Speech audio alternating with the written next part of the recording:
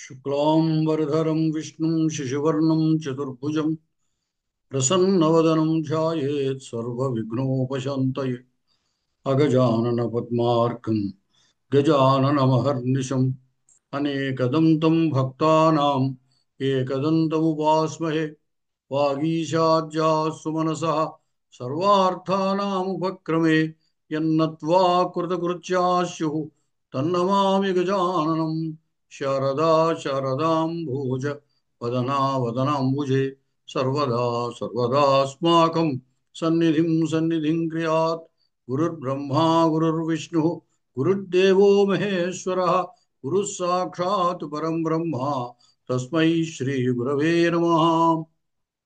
शिवाय गुरवे नमः। श्रीमात्रे नमः।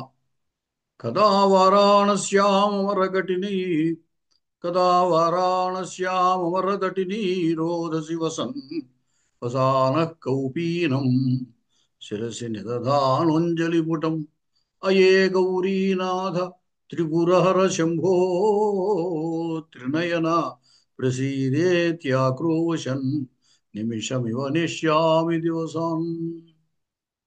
మహిమ్న స్తోత్రం చెప్పుకుంటున్నాం. ఇవాళ 17వ శ్లోకము.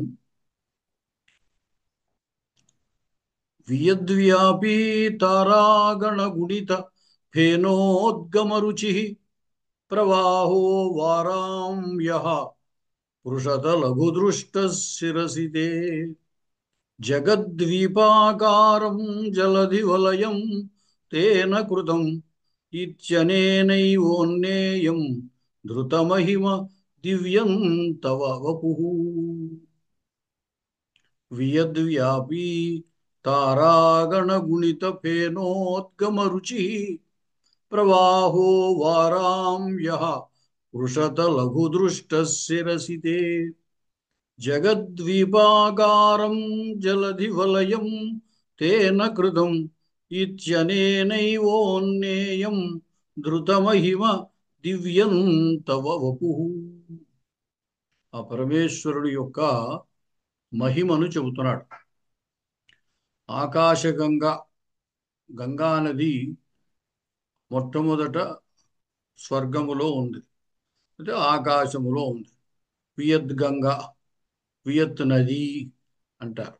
ఎందువలంటే విష్ణు పాదోద్భవ గంగా అని కదా, అంచేత అక్కడ పుట్టింది ఆ గంగా నది. అయితే అదంతా స్వర్గములో వ్యాపించి ఉన్నప్పుడు గంగా నది ఎలా ఉన్నది? తెల్లగా ఉన్నది. అది నురగ ఎంతటి తెల్లగా ఉంటుందో అంతటి తెల్లగా ఉన్నటువంటిది అనమాట. తారాగణ గుణిత ఫేనోద్గమ రుచి. తారాగణము నక్షత్ర మండలం, ఆ నక్షత్ర మండలము చేత వృద్ధి చెందినటువంటి నురగ వంటి తెల్లని కాంతి కలిగినటువంటిది ఇది. వారాం ప్రవాహ, నీటి యొక్క ప్రవాహం, ఆ గంగాజలము యొక్క ప్రవాహం. వియద్వ్యాపీ, ఆకాశమంతా వ్యాపించి ఉన్నది.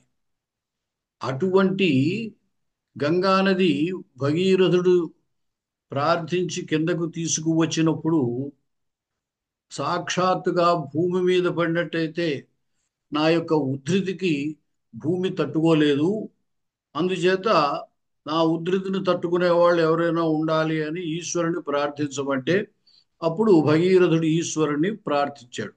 ఈశ్వరుడు అంగీకరించాడు.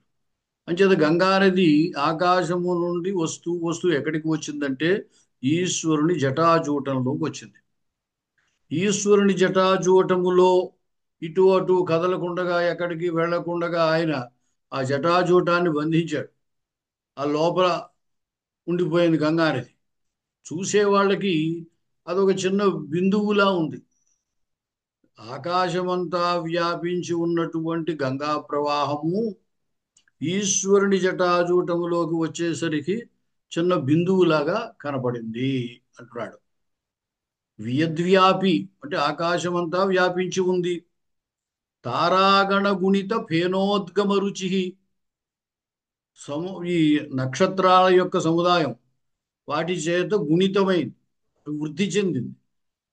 ఆ వృద్ధి చెందినటువంటిది ఎటువంటి కాంతితో ఉంది అంటే తెల్లనైనటువంటి కాంతితో ఉంది. అది నురగ, ఆ నురగ యొక్క తెల్లని కాంతితోటి ప్రకాశిస్తూ ఉన్నది. ఎందువల్లంటే తారలన్నీ నక్షత్రాలన్నీ తెల్లని కాంతిని వెదజల్లుతాయి. ఆ తెల్లని కాంతితోటి ఏమైంది, గంగా నది తెల్లగా ఉన్నది. ఈ నక్షత్రాల యొక్క కాంతి తెల్లగా ఉండడంతో దాని యొక్క తెలుపు వృద్ధి చెందిందనమాట. అది నురగ యొక్క తెలుపులాగా ఉన్నదనమాట. అటువంటి గంగా ప్రవాహం వారాం ప్రవాహ, నీటి యొక్క నీళ్ల యొక్క ప్రవాహం అంటే గంగా నది యొక్క ప్రవాహం. అది ఆయన యొక్క పరమేశ్వరుని యొక్క శిరస్సు మీద, తే శిరసి, నీ యొక్క శిరస్సు యందు పృషత లఘు పృషత లఘు దృష్ట. పృషత అంటే చిన్న బిందువు, బిందువు కంటే కూడా చిన్నగా కనపడింది, లేదా బిందువు వలె చిన్నగా కనపడింది. ఇది గంగా నది యొక్క ప్రవాహం. ఆకాశమంతా వ్యాపించి ఎంతో గొప్పగా ఉన్నటువంటి గంగా నది ఈశ్వరుని జటాజూటంలోకి వచ్చేసరికి అది ఎలా ఉన్నది అంటే చిన్న బిందువులా కనపడిందయ్యా. ఆ గంగా మొత్తం భూమండలం అంతా వ్యాపించి ఈ జగత్తునంతా కూడా ఒక ద్వీపములా చేసింది. జగత్తు ద్వీపం అవ్వాలి అంటే చుట్టూరా నీరు ఉండాలి.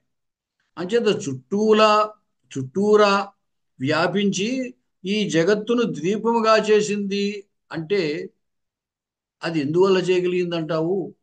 అది నీ యొక్క శరీరం యొక్క మహిమ కదా అని అంటున్నాడు. ఏమిటి? ఈశ్వరుని యొక్క జటాజూటంలో చిన్న బిందువులా కనపడినటువంటి ఆ గంగా ప్రవాహము జగద్వీపాకారం జలధి వలయం తేన కృతం. తేన, ఆ గంగానది ప్రవాహము చేత జలధి వలయం ద్వీపాకారం జగత్ కృతం, చుట్టూ నీరు కలిగినటువంటిది. చుట్టూ నీరుంటే దాని ద్వీపం అంటాం. అంచేత చుట్టూ నీరు కలిగినటువంటి ద్వీపముగా ఈ జగత్తును చేసింది. అయితే దాని చేత ఈ జగత్ అలా ద్వీపంగా చేయబడింది. అంటే ఇది అనేనైవ ఉన్నేయం, ఈ సంఘటన చేతనే ఊహింపదగినదయ్యా.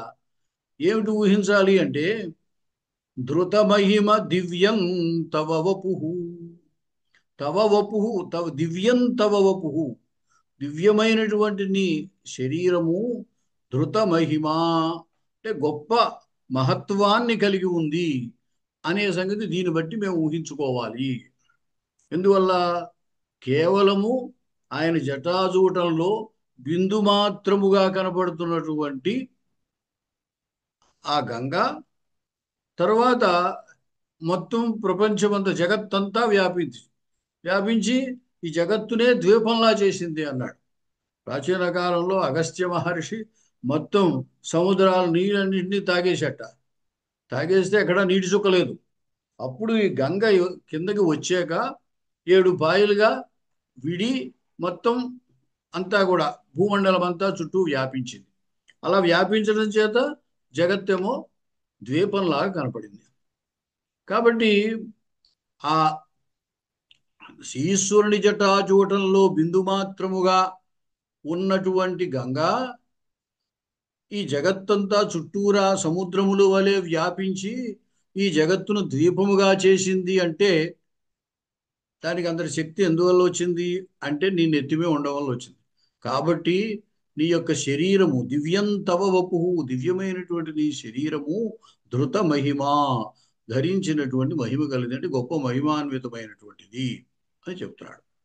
వియద్వ్యాపీ తారాగణ గుణిత ఫేనోద్గమ రుచి ప్రవాహో వారాంభ్య పృషత లఘు దృష్ట శిరసితే జగద్విపాకారం జలధి వలయం తేన కృతం ఇత్యనేనైవోన్నేయం ధృత మహిమ దివ్యం తవ వపుః.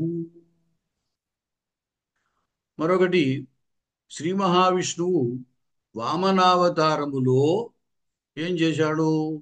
ఒక్క పాదము చేత మొత్తం ఆకాశం అంతా వ్యాపించేటట్టుగా చేశాడు.